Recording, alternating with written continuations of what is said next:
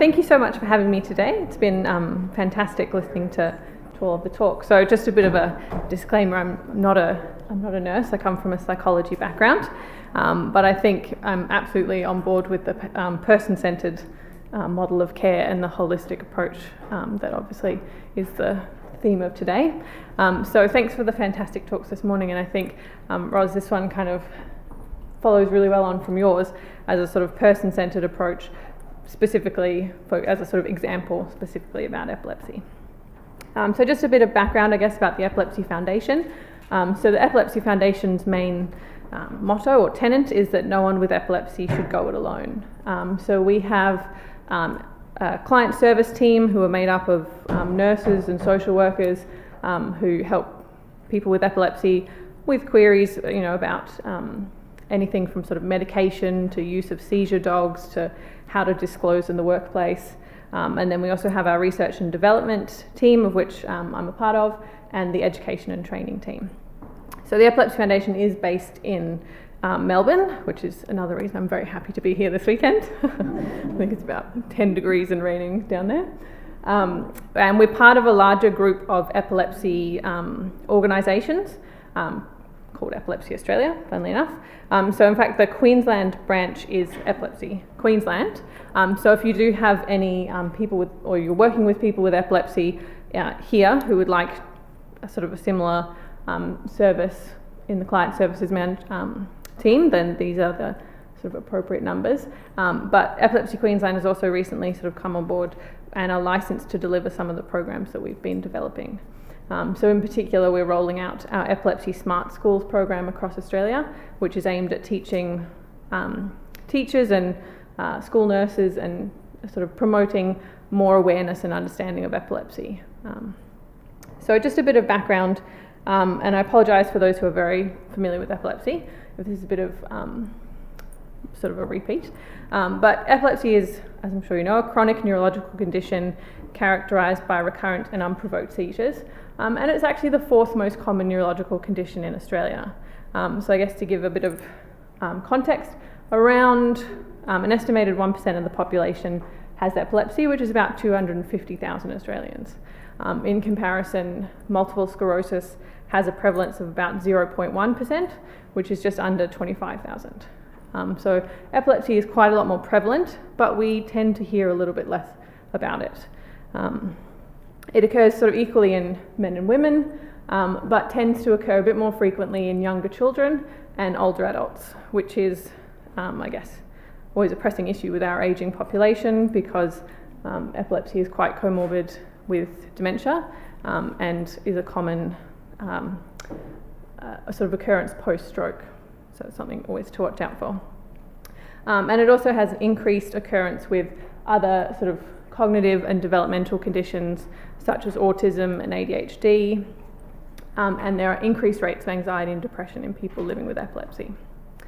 So the ILAE is the International League Against Epilepsy, which sort of sounds like it should be the next Marvel movie or something.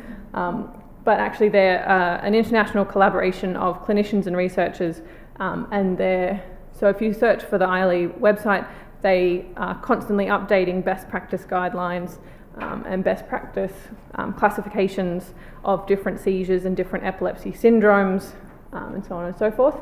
So they've just recently done a new classification system for both epilepsy syndromes and seizures, and there are in fact over 60 different types of seizures. So often when people think of epilepsy, they think of generalised tonic-clonic seizures, which is where the person sort of stiffens. If they're standing, they may fall to the ground and convulse. Or they might think of absent seizures, where the person sort of looks like they've kind of zoned out. And often in kids, this gets mistaken for daydreaming or just kind of inattention. But in actual fact, there are many different types. And in particular, some patients have focal epilepsy. So it occurs from a particular point in the brain. And so the symptoms vary depending on where it's coming from. And even in a person with epilepsy, they may have up to 4 or 5 different types of seizures themselves. So there is a lot of variation in what you'll see. But in terms of our person-centred approach, it's very important to remember that epilepsy is not just seizures. So the seizures themselves in their sort of nature as unpredictable, can have a huge impact on a person's life in terms of their sense of control. It's sort of which can then kind of be restricting socially for some people. They're very worried that they might have a seizure out in public or on the train or at work, and this can affect self-esteem, can, as I said, be associated with increased rates of depression and anxiety. Seizures and their medication can impact attention and memory. And unfortunately, there's still, as I said before, even though epilepsy is quite prevalent, there is still a lot of misunderstanding and stigma around seizures and around epilepsy.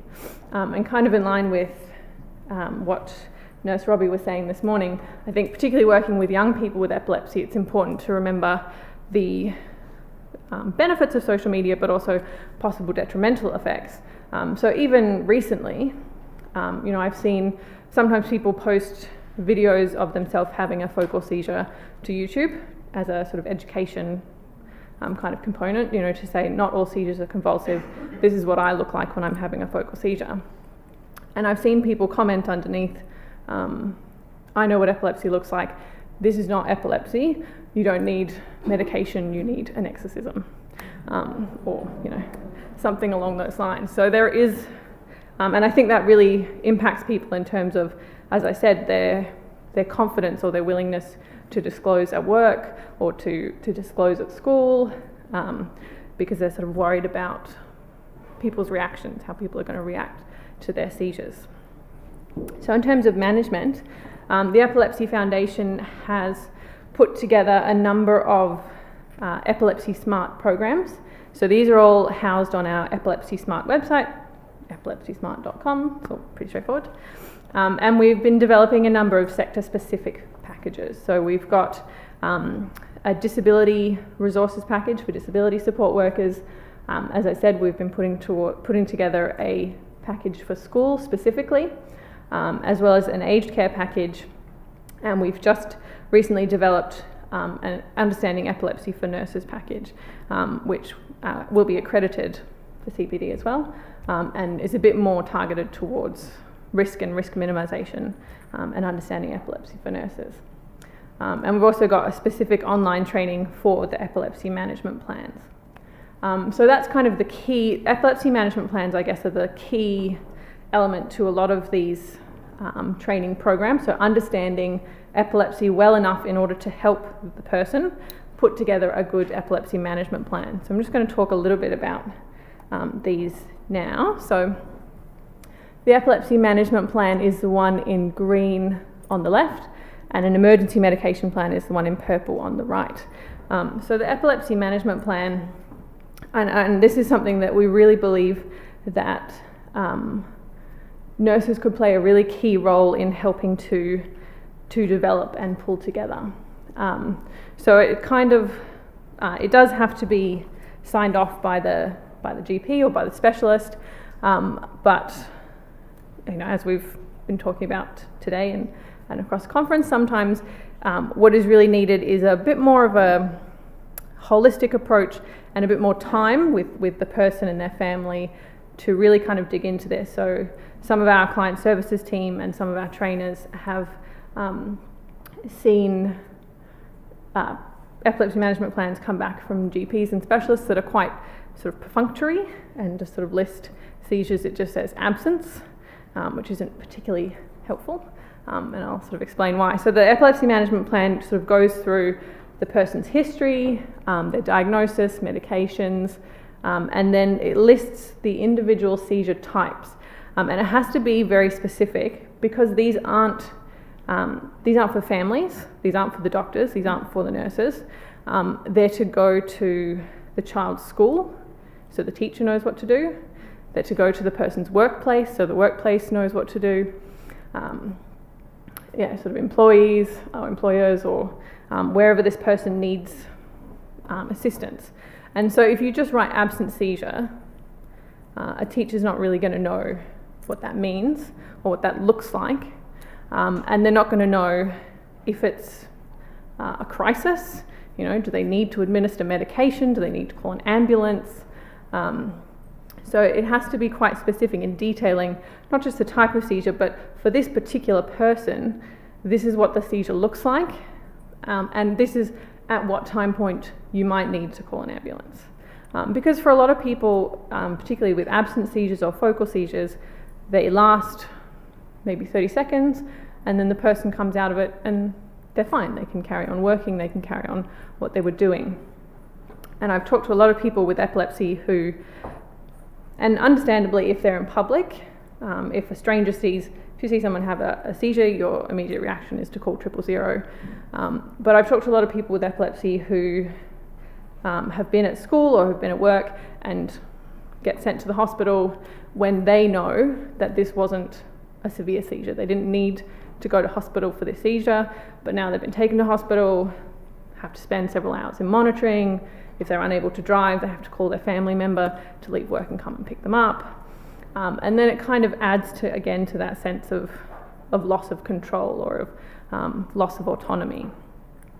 So it's very important, as I said, to make it nice and detailed so that the teacher is confident and comfortable kind of managing or helping this child with epilepsy. And then, in terms of the holistic approach, again, that can really help the child, because often, or sometimes what happens, not always, a lot of teachers in a lot of schools are very good, but we do hear of cases where children just get blanket excluded from sports activities or from camps or from day trips because the teachers aren't comfortable if the child has a seizure, or the parents might have to go with them. So the more we can work with patients and their families and genuinely sit down and have a really good talk about what this looks like for them, what their triggers are, so what for them kind of sets them, might make them more at risk, and also how they like to be supported post-seizure. So as I said, some people just need to have a bit of time to themselves. They might just need to sit in a quiet room and they'll be right in 10 minutes or 20 minutes. Now, some people might need to go home, it depends. The emergency medication plan, as I said, is for some people, if they have particularly severe seizures or particularly prolonged seizures, they may need administration of midazolam or Valium, and those obviously are only to be administered by someone who's trained to do it, and our programs can train nurses or school teachers, teachers or school nurses in that administration as well if need be. But again, as Ros sort of said, sometimes I think, coming from a psychology background, if you're taking the time to nut this out for the person and to open up that sort of non-judgmental space for them to talk about their seizures, it may not be epilepsy that is the problem, or it may be that this is causing other problems, and you've just opened the door for them to see a psychologist or to have just a bit of extra support and understanding around the impact that this is having on their life.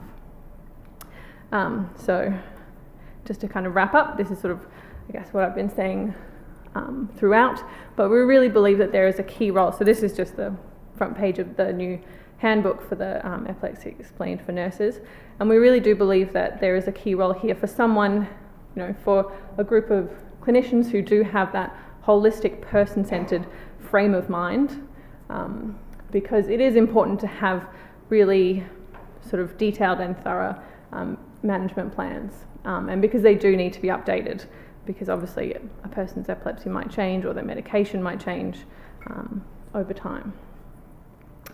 And so that's just pretty much the same again. So thank you very much.